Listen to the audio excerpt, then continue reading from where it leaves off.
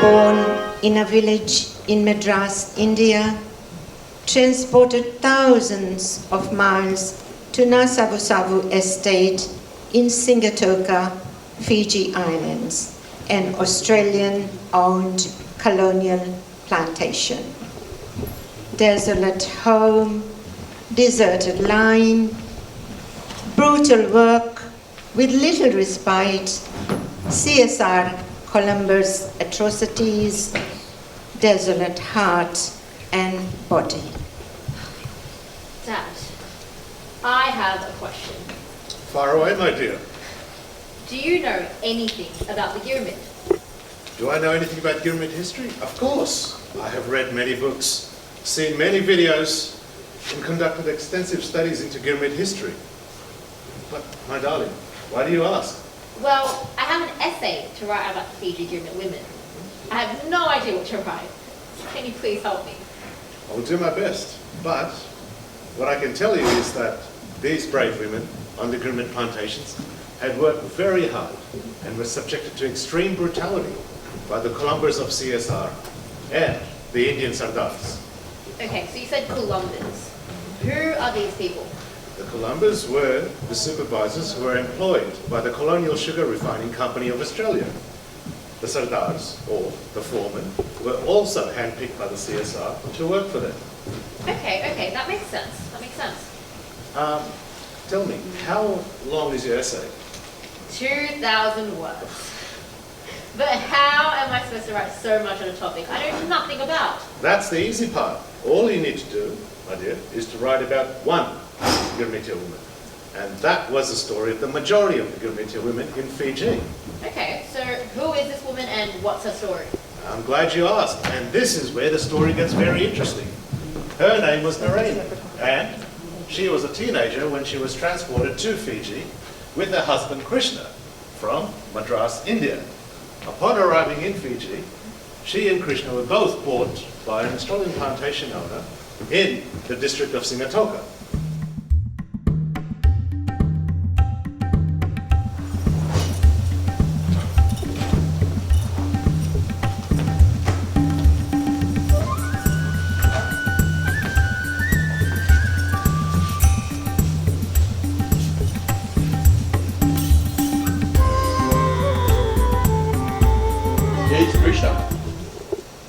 And she's his wife, Naraini.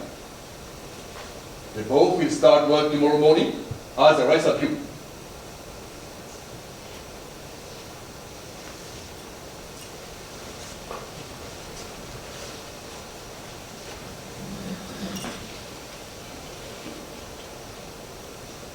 How can she work? Can't you see that she's pregnant? Oh, she can. And she will. That's the Columba Bloomfield Street instruction. By the way, he will be here tomorrow morning at 5 a.m. You all line up for duty. He will be here 5 a.m. sharp.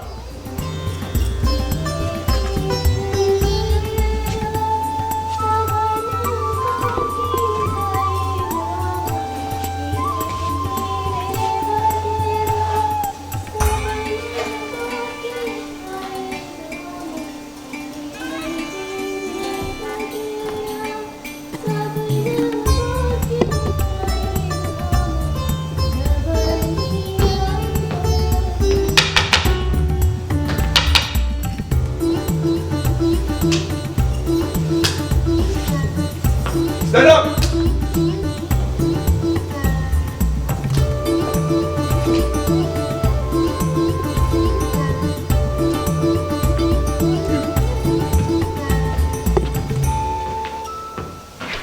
Where is his wife? Naraini's 6, Sahib. She's more than 6 months pregnant. Muranam, didn't you tell this coolie his wife has to work? Bata Sahib did not pay for her to sit here and enjoy his hospitality. I did tell her. And all the other coolie to line up for duty. Zamiran, please go. And get back to Naraini now. Go!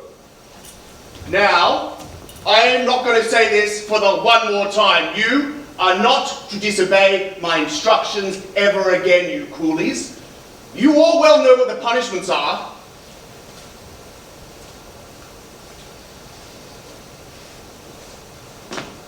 Muranam, Krishna will work with the rest of the men, and Naraini will break stones with the rest of the women.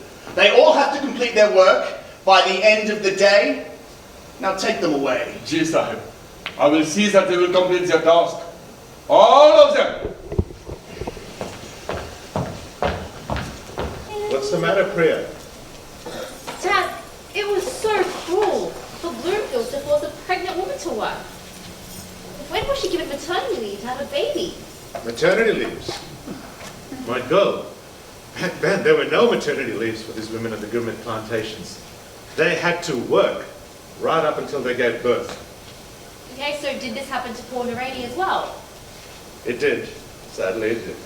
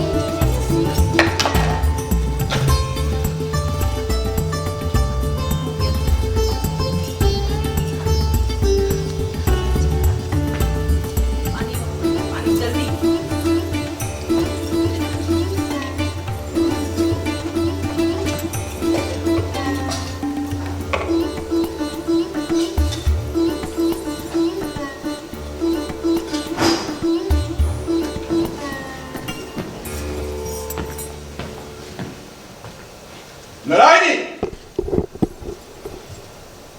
You know very well that you have to work and complete your task, right?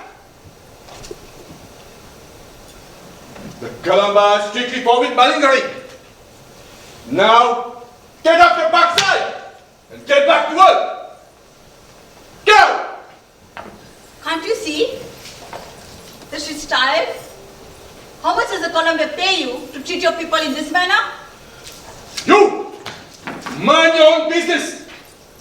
I'm the Sardar here, not you! Now get back to your work! Go!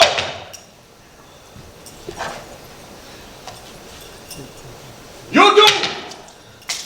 Enough rest! Get back to your task!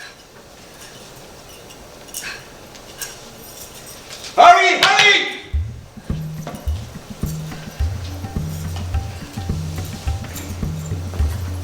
Tatu.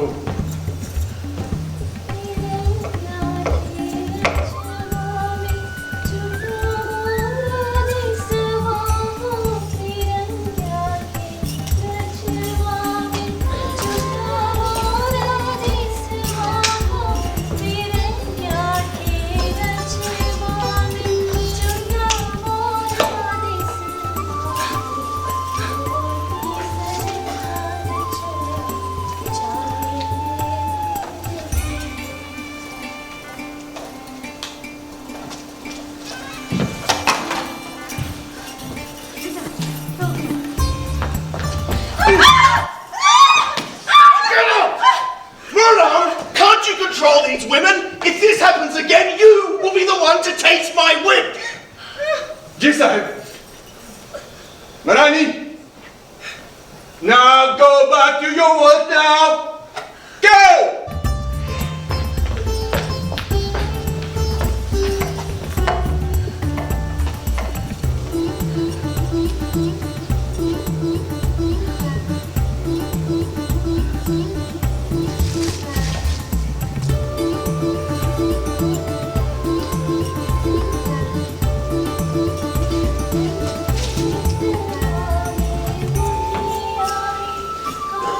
Honey.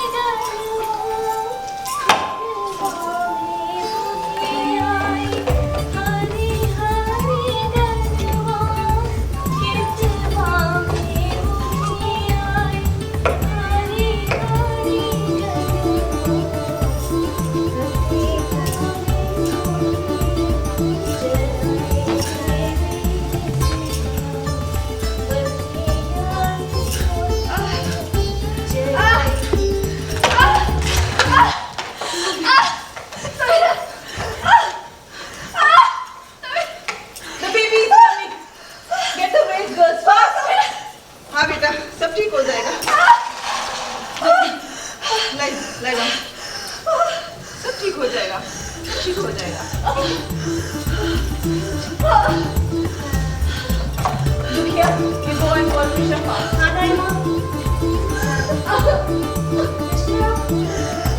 Krishna. बेटा सब ठीक हो जाएगा.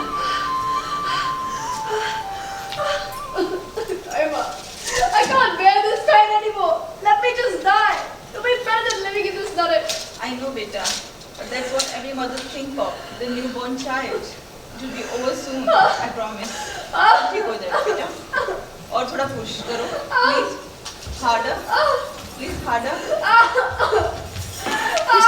Just wait a little longer. Let Daima take care of her. She has delivered many babies in this area.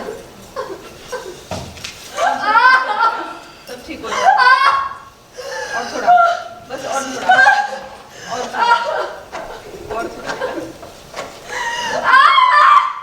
सब ठीक हो जाएगा.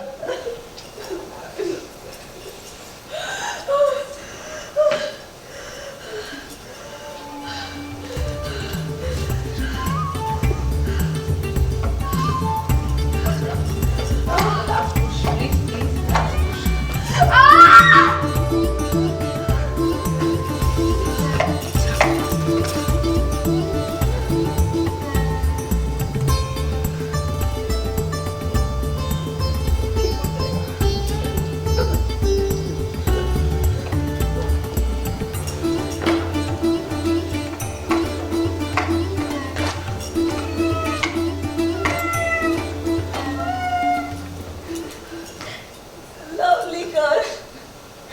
Congratulations, beta. Shukriya, Daima. Thank you, Bholenath.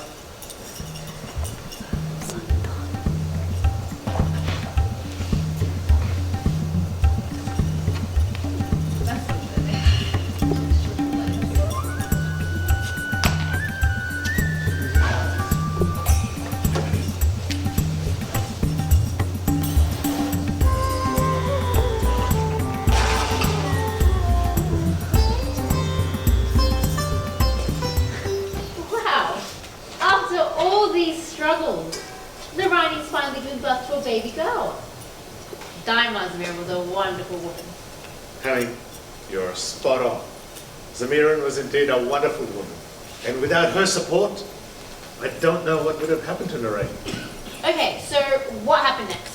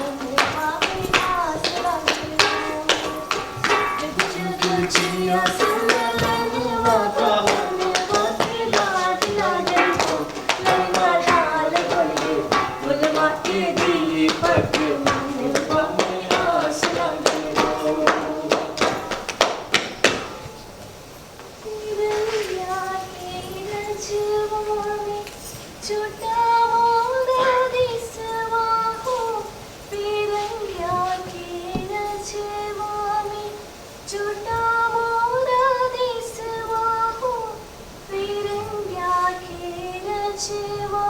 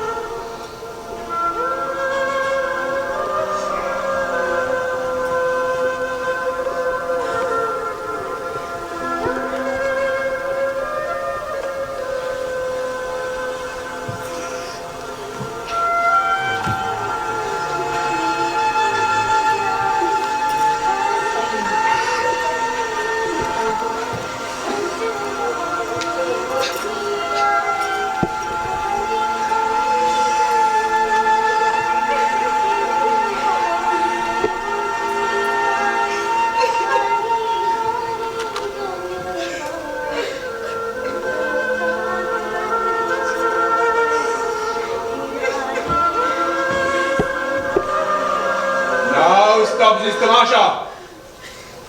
Sahib is here to talk to all of you.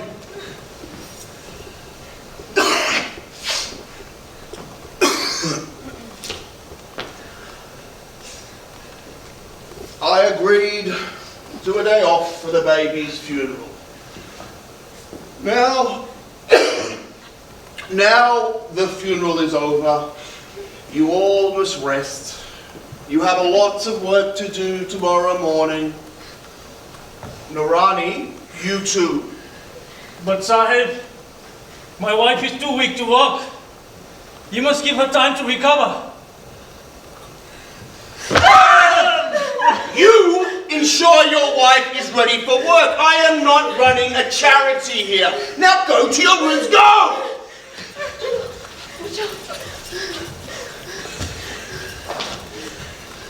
Bloomfield, I have given birth 5 days ago, and today I have buried my child. I will not work for you until I am ready. You take your wife inside now. I will be on the farm first thing tomorrow morning to ensure that she is working. Now go inside, all of you!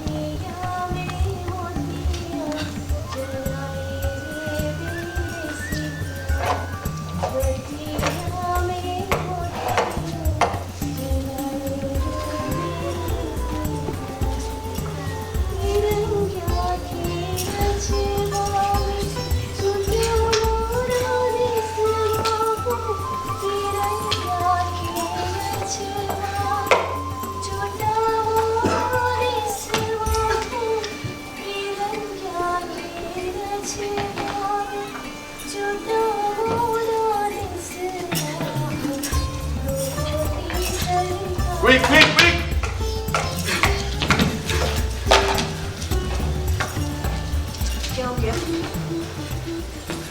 What the hell is happening here? Get back to your work! Get back! Now, get up and start your work!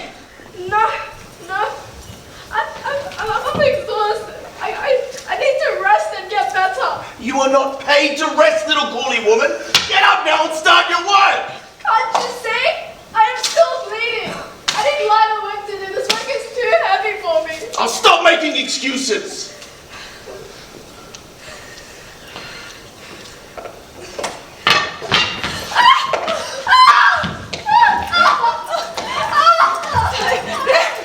Let there be a lesson for all of you coolies. When I say you must work, you must work. ये क्या कर दिया आपने?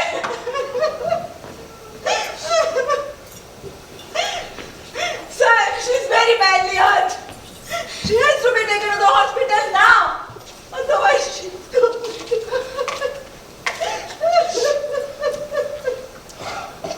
Murna, get one of the male coolies to take her to hospital. The rest of you get back to work now.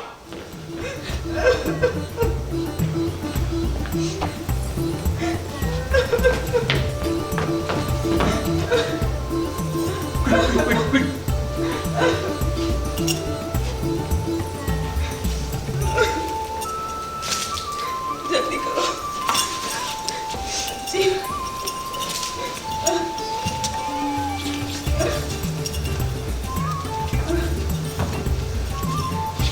जल्दी।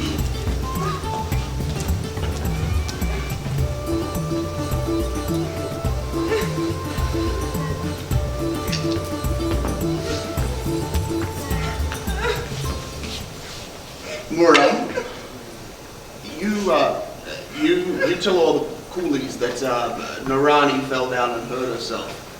And when I became aware of it, I was the one that took her to the hospital for treatment. Don't worry, Sahib. I will tell this to everyone. Yes. You will be handsomely rewarded. Just make sure that the coolies tell the same story. Yes. Dad!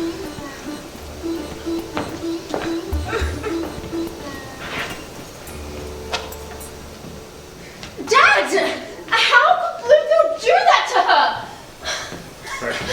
Priya, my love, please sit down. While many of the overseers who were employed by the Australian plantation owners were from Australia, some of them were descendants of the convicts who had escaped Australia to live in Fiji. But the majority of them were direct descendants of the convicts who were transported to Australia from England. No, that's not an excuse. They should have some more sympathy for the Umithas. Instead, they were so cruel. Why? Because of their history, honey, they knew that they had to obey their masters in Australia and those who were in Fiji. Okay, so what happened next? Well, what happened next was Naraini was admitted to the local hospital, where she spent many months recovering. It was a very hard time for her and Krishna.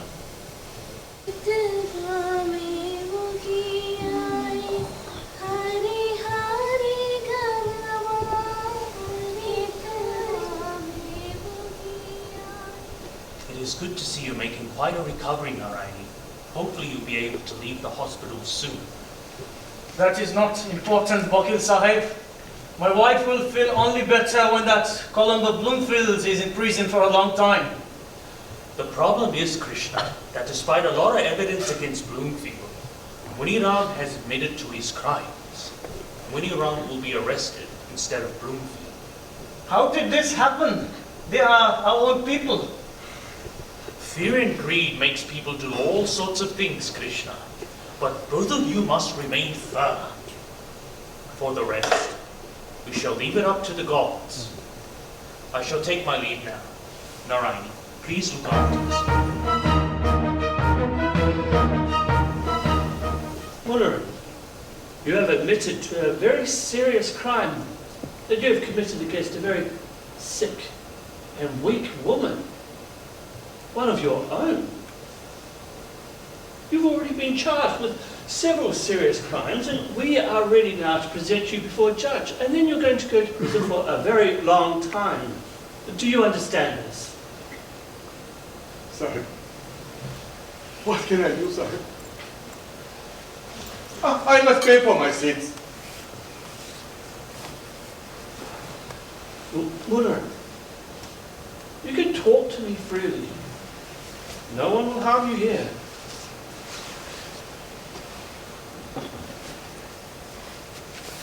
Sahib, I was paid £2 by the Columba Bloomfield Sahib to say that I have committed all the crimes against my sister.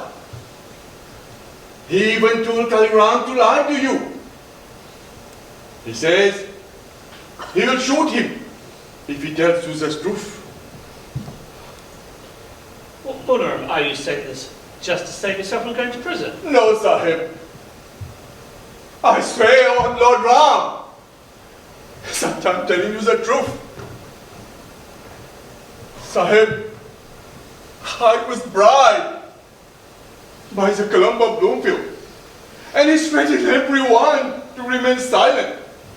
If you don't believe me, ask them yourself, Sahib.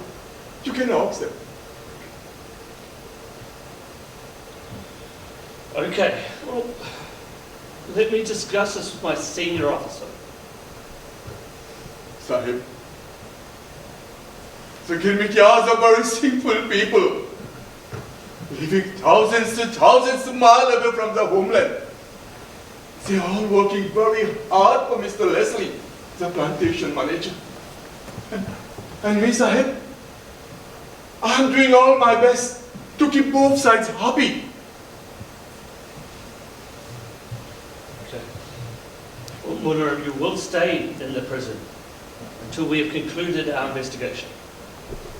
Yes, I'm glad that the immigration officer was a good man, and that Muniram finally told the truth.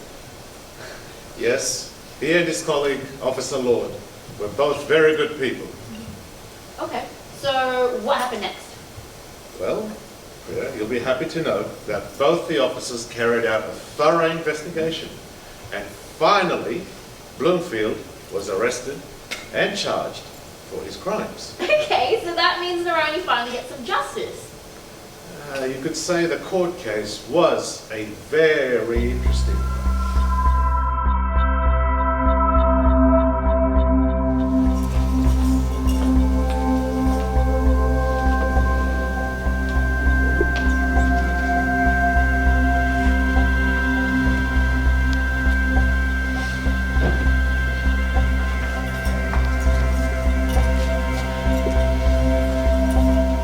Begin the court proceedings, Mr. Thomas. Your Honour, the case against my client, Mr. Bloomfield, is largely based on untrustworthy testimony of the Cooleys. We know that initially, Cooley Monroe had admitted his guilt and was charged for the crime. Then suddenly he changed his mind and made allegations against a very hard-working and upright Australian officer. Well, let's see what Muniram has to say about this. Muniram, why did you change your statement just before you were brought to court? Sir, for a very long time, we had no one who supported us. I was bribed and threatened by Mr. Bloomfield. He told me to take all his crime upon me.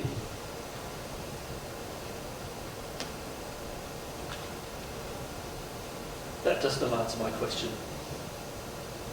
Finally, Officer Lodge and Officer Patterson assured me of their full support.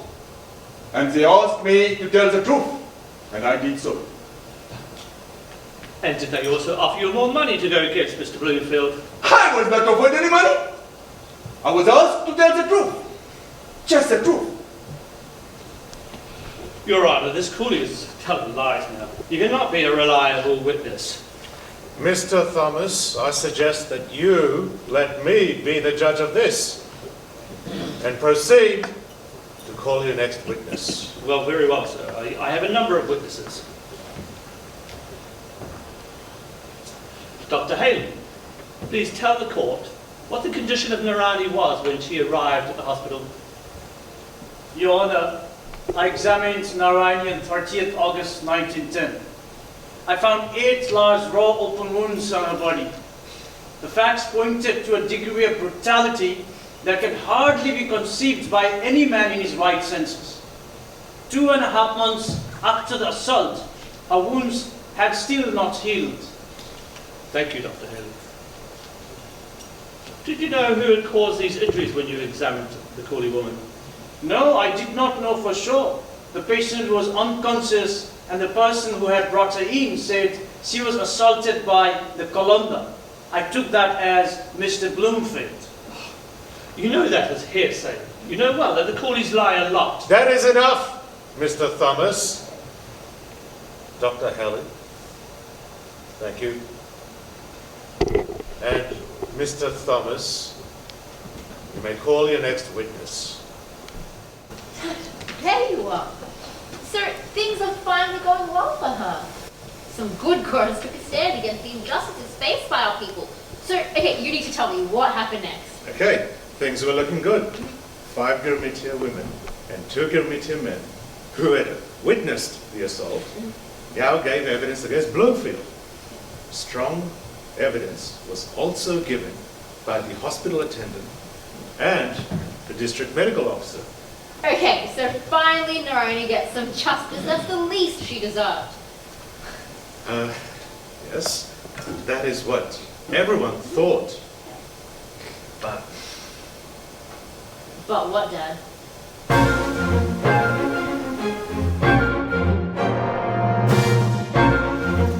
after much deliberation, I'm ready with my verdict.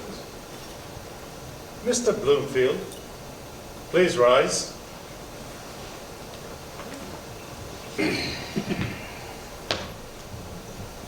It is indisputable that Naraini has been the victim of a vicious assault, and the extent of his injuries have been severe. This court wishes to express sympathy to Naraini and her husband Krishna. After very carefully considering all the evidence that has been presented before this court, I have come to the conclusion that Mr. Bloomfield is not guilty. What? Yes! of this crime. Yes! Quiet! Yes! Quiet! No, I'm not no. finished yet. Order! No. Order! There will be order in this court. Let there be no doubt that, in my opinion, you, Mr. Bloomfield, are no longer fit to continue in your current capacity at the plantation, and I hereby order that you be transferred from the plantation immediately. Mr. Bloomfield, you are free to go.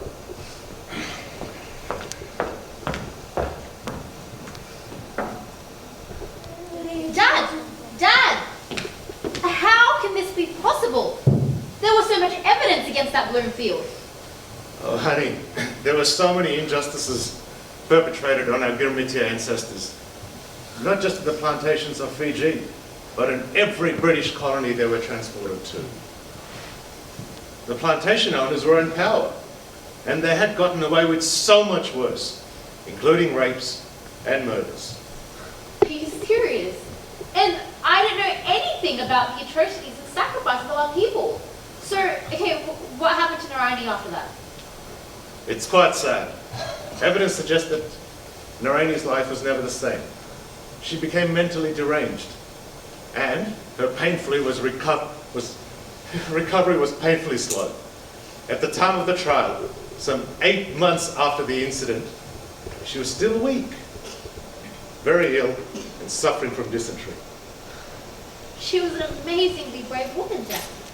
It's a shame that our people don't know about her sacrifices and her bravery. Yes, honey, the world has forgotten about Naraini. But soon after this incident, her tragic tale was relayed to the Gurmit abolition movement in India by a certain Pandit Totaram Sanapia.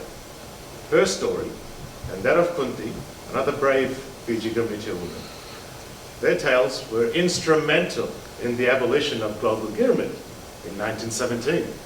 Can you tell me more about this? My child, I can. But this is enough for your essay. Please, Kunti's story is for another essay.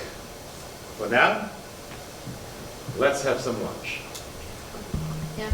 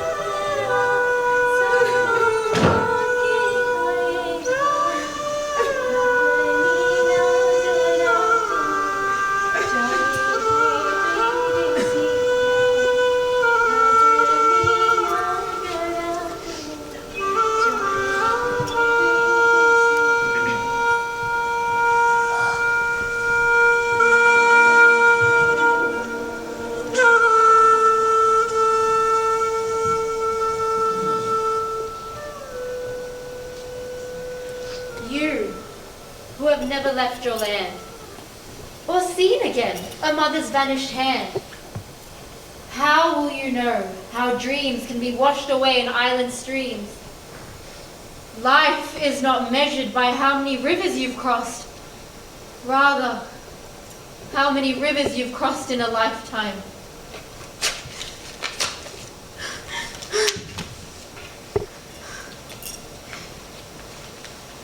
A passage from my little village to the largest ocean in the world, where islands floated like debris from a wrecked ship with many lives.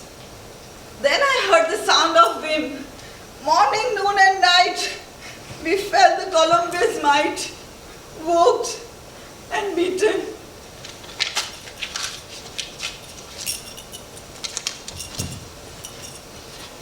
After a few lonely mornings, we signed our gimlet, injustice disguised lawfully, always and everywhere up below, the inhuman barbarism of human law.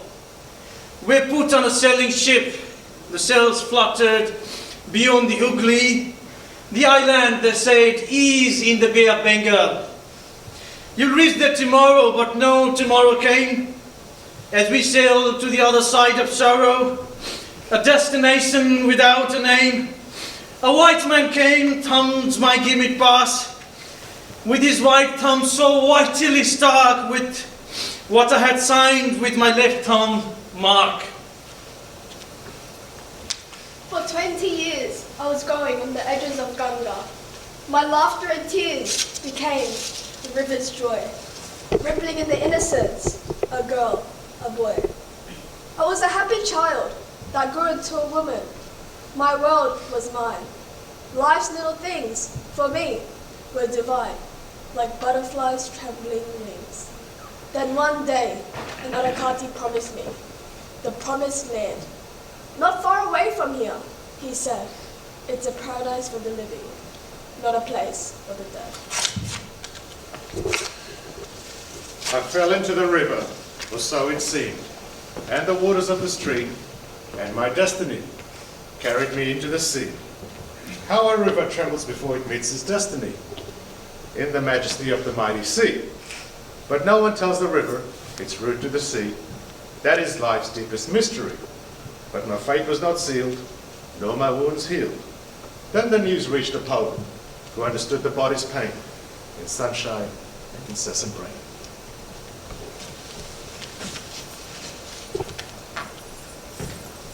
Now! Stop this tamasha! Stop.